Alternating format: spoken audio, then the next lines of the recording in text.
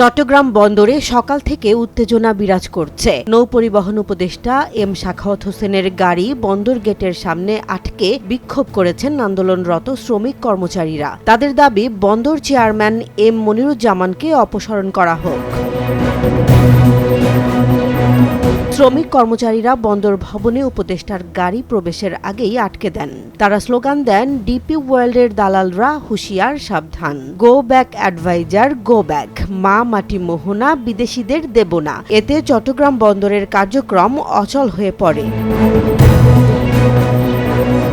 নৌপরিবহন উপদেষ্টা আন্দোলনকারীদের সঙ্গে কথা বলেন এবং আশ্বাস দেন, অন্তর্বর্তী সরকার দেশের স্বার্থ বিসর্জন দেবে না। আগে যেমন একটি মাফিয়া বন্দর নিয়ন্ত্রণ করত, ভবিষ্যতে আর এমন হবে না। বন্দর রক্ষা সংগ্রাম পরিষদের ডাকে বুধবার থেকে অনির্দিষ্টকালের কর্মবিরতি চলছে। New mooring container terminal DP ওয়ার্ল্ডকে ইজারা দেওয়ার সিদ্ধান্তের প্রতিবাদে কর্মসূচি পালন করা হচ্ছে। জাহাজ থেকে পণ্য ওঠানো নামানো, কন্টেইনার হ্যান্ডেলিং, ডেলিভারি সব বন্ধ রয়েছে।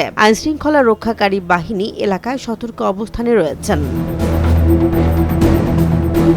চট্টগ্রাম বন্দরে শ্রমিক কর্মচারীদের বিক্ষোভ ও উপদেষ্টার উপস্থিতি পরিস্থিতিকে উত্তেজনাপূর্ণ করেছে। বন্দরের কার্যক্রম স্থগিত থাকায় ব্যবসায়িক ও আমদানি কার্যক্রম প্রভাবিত হচ্ছে। সব পক্ষের সঙ্গে আলোচনার মাধ্যমে পরিস্থিতি নিয়ন্ত্রণে আনার চেষ্টা চলছে।